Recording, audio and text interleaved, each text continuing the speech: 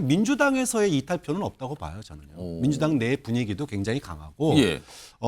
좀 뭐 다른 야권, 그러니까 통제되지 않는, 지금 뭐 소수 정당들이 이미 이제 당선인 중심으로 다 굴러가고 있기 때문에 통제되지 않는 다른 이제 야권 정당, 소수 정당들에서 저는 일부 이탈이 있었다 그렇게 보는데, 이제 22대 당선인 기준으로 사람들이 생각을 하다 보니까 예. 착시 현상이 있는 거고. 저는 설령 이게 22대 국회 넘어가더라도 예. 과연 그렇다면 이게 야권의 단일 대우가 가능할 것이냐? 지금 이런 식의 말하자면 야권은 100% 우리는 다 돼 있으니까 여당에서 이탈표만 조금만 18표 오면 우리가 됩니다라고 예. 얘기했는데 막상 결과를 우리가 드러내놓고 보니까 추론해 본다면은 야권에서도 좀 이탈표가 있다는 걸로 지금 우리가 심증이 굳혀져 가고 있는데 총 득표수 294표 중 가 179표, 부 111표, 무효 4표로서 부결되었음을 선포합니다.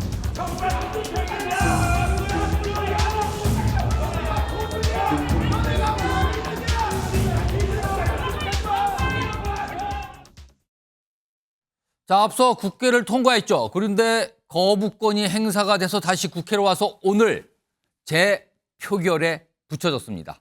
최혜병 특검 법안입니다. 지금 뭐 방금 영상 보셨지만 부결됐거든요. 오늘 결과를 좀 정리해 보죠. 숫자가 좀 나옵니다.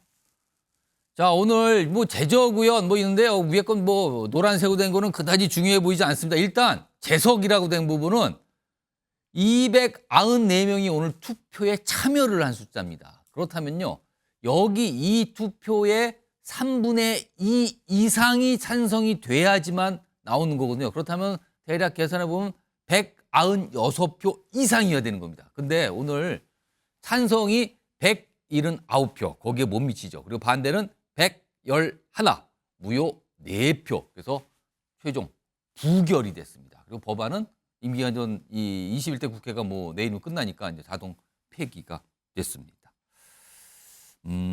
당초요, 이게 여러 가지 예상이 있었는데 예상과 좀 다른 거 아니야? 이런 반응 나오는데 우선 여야 요 표결 결과가 나온 뒤에 여야의 반응들이 좀 있었습니다. 들어보시죠. 이 사안에 대해서 단일 대우에 함께 해주셨다. 이렇게 생각을 합니다. 비밀 투표로 진행된 사안이기 때문에 구체적인 투표 행위 그 결과에 관해서 제가 언급하는 것은 적절치 않다 이렇게 생각을 합니다. 우리 의원님들께서 그렇게 수준이 낮은 분들이 아닙니다. 국민의 간절한 의지를 국민의힘 의원들께서 꺾어버리셨는데 참으로 옳지 않은 처신으로 생각됩니다. 대통령도 여당도 국민을 존중하지 않는 그런 정신으로 어떻게 이 나라 국정을 이끌어가겠습니까? 자, 일단 뭐 여야 반응인데요. 뭐 여당에서는 뭔가 안도하는 듯한 분위기죠. 그리고 이재명 대표 지금 나왔는데 살짝 뭔가 예상과 좀 달랐다. 약간 실망한 듯한 분위기도 느껴지네요. 방금 전에 표결 결과 전해드렸는데요. 이를 바탕으로 박창환 장관대 특임 교수 나와 계신데 우선 찬성표가요. 찬성표가 179표입니다. 요 찬성표 요거 당초 사실은 민주당에서는 여권에서 한 10표 정도가 이탈을 해서 뭐 그렇다면 여기다 10표에다가 야권표 더하면 한 190표 정도는 되지 않을까 이런 예상이었는데 거의 못 미쳤거든요. 179표의 찬성표 이거 예상하셨습니까, 이 정도로? 저는 뭐 여당의 이탈표가 생각보다 그렇게 많지는 않을 거다라고 예측을 했었습니다. 예. 근데 이제 민주당이 뭐 9표, 10표 얘기한 거는 사실은 이제 기대 섞인 희망 사항이었죠. 사실상 찬성표를 던지겠다라고 선언하신 분은 5분인데 우리가 이제 179표를 어떻게 볼 거냐 예. 이 부분에 대해서 이게 마치 이제 굉장히 야권에 대단한 이탈이 있는 것처럼 이제 착시 현상이 보이고 있는데. 현재 민주당의 의석수가 160석이 안 됩니다. 그렇습니다. 155석이에요, 현재. 자, 그리고 지금 다른 야권들이 예. 뭐 개혁신당, 뭐 새로운 미래 이렇게 해가지고 뭐 굉장히 많이 신당 등등 굉장히 있어요, 지금. 굉장히 많이 분포가 돼 있는데 민주당에서의 이탈표는 없다고 봐요, 저는요. 민주당 내 분위기도 굉장히 강하고 예. 좀 뭐 다른 야권, 그러니까 통제되지 않는 지금 뭐 소수 정당들이 이미 이제 당선인 중심으로 다 굴러가고 있기 때문에 통제되지 않는 다른 이제 야권 정당, 소수 정당들에서 저는 일부 이탈이 있었다 그렇게 보는데 이제 22대 당선인 기준으로 사람들이 생각을 하다 보니까 예. 착시 현상이 있는 거고 무엇보다도요. 이 지금 대통령이 거부권을 행사하고 재표결한 게 이번이 처음이 아니에요. 김여사 특검 같은 경우에 표결했을 때 찬성표가 몇 표 나왔냐면 171표 나왔습니다.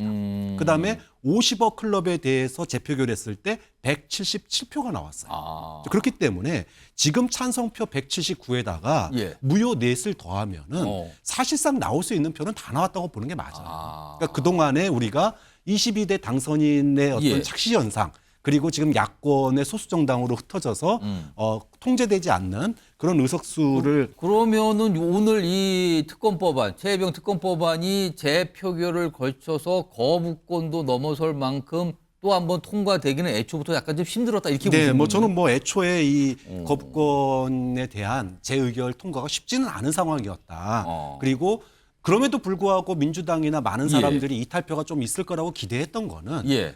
그 어느 때보다 사실은 앞에 뭐 김여사 특검 또는 50억 특검 얘기했지만 그 어느 때보다 국민들이 최혜병 특검에 대한 예. 찬성 여론이 너무 높았기 때문에 아. 이것을 외면하는 과연 국회의원이 있을 수 있겠냐. 예. 그랬는데 이제 국민의힘이 당론으로 거부 당론을 채택을 했고 그리고 뭐 여당에서 이탈이 나왔는지 야당에서 이탈이 나왔는지 그건 모르겠지만 모르겠습니다만. 네, 그렇죠. 하지만 비겁한 정치인이다. 국민을 기만한 거라고 봐요. 그러니까 국회의원이라면 최소한 국민에 대해서 내가 이런 표를 던진다라고 떳떳하게 밝힐 수 있어야 되는데 뭐 어디서 나왔는지는 모르겠습니다. 예. 뭐 추측으로서는 뭐 소수 정당에서 나왔을 것 같긴 한데 그럼에도 불구하고 본인들 정당에서 최혜병 특검에 대한 입장이 나왔는데 예. 거기에 다른 입장을 가지고 있으면은 떳떳하게 밝혀야 돼요. 그런데 떳떳하게 밝히지 않고 이렇게 국민을 기만하는 예. 표를 던진다라고 하는 건 좀 말 그대로 국민을 기만하는 정치죠, 이건. 야당의 이런 정치적 주장에 더 이상 끌려다니지 않도록 우리가 선제적으로 좀 적극적인 자세를 취하는 게 좋겠다. 반대표를 내신 거라고 뭐 무기명 비밀 투표니까 그거는 뭐 알아서 하겠습니다. 애초 생각보다 바꾸신 이유가 따로 있을까요? 뭘 바꿔요? 표결에 있어서 제 생각에는 변함이 없습니다. 네. 이탈표를 한번 좀 분석해 볼까요? 과연 어땠을까? 자, 지금 일단 뭔가 민주당인지 아니면 야권 전체인지 뭔가 찬성이 아닌 반대 또는 무효표가 나온 거 아니냐는 얘기가 지금 나오고 있어요. 사실은 정치권에서. 일단 근데 이제 먼저 모릅니다만 전제를 해보겠습니다. 찬성이 179 그리고 반대가 111 무효사인데요. 179이라는 숫자가요. 오늘 범야권으로 간주되는 국회의원 전체 숫자가 똑같아요. 지금 이게.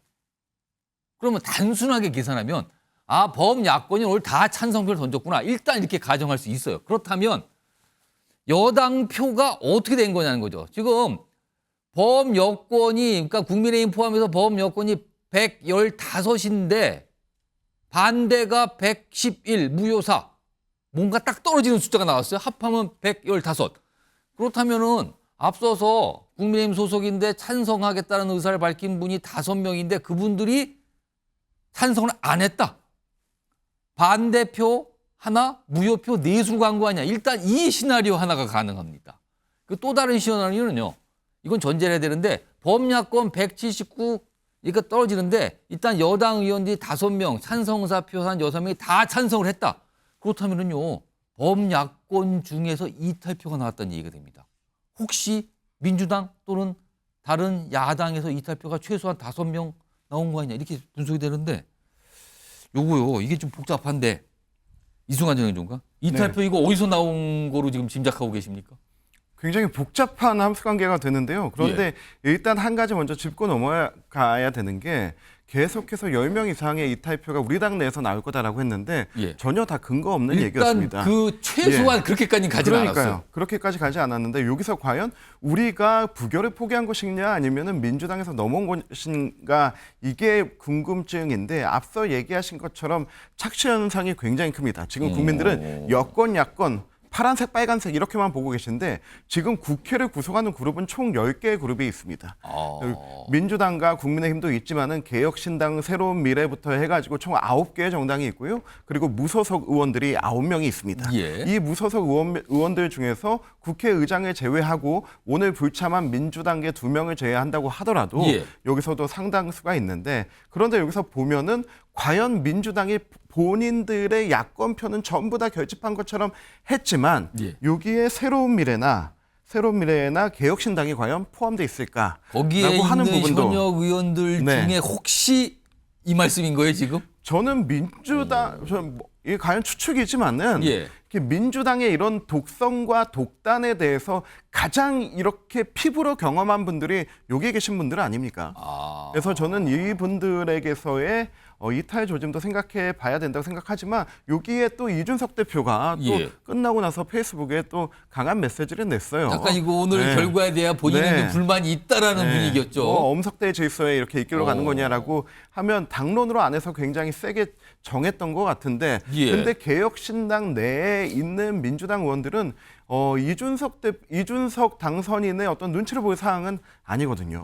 그래서 그런 부분들도 작용했을 거라고 생각해 봐야 되고 그리고 저는 조금 전에 방송에서 나왔던 모습인데요. 예. 안철수 의원이 본회의장 들어갈 때 예. 이게 민주당 의원들 쪽에서 이제 찬성하라고 시위하면서 나왔던 얘기인데 이런 말이 나왔습니다. 무슨 얘기입니까? 안철수 화이팅 이렇게 얘기가 나왔어요. 그럼 찬성하라는 뜻인가요? 그러니까 소신대로 해라 이런 식이었는데 저게 그냥 듣는 당사자도 그리고 이 화면을 같이 보고 계시는 국민들도 그냥 조롱으로 느껴집니다. 그러니까 여기에서 여권 의원들 중에서도 뭔가 본인의 소신에 대해서 고민하고 있던 의원들도 있을 거라고 생각하는데 예. 저런 민주당의 강압적이고 조롱 섞이고 이런 모습들이 오히려 저는 역작용을 낳았다고 생각을 하고요. 그리고 범야권이라고 하지만은 야권조차 이렇게 다 포섭하지 못하고 그 여당 의원들을 포섭한다고 했던 것 자체가 이거 본인들이 안 된다고 생각했던 것 같아요.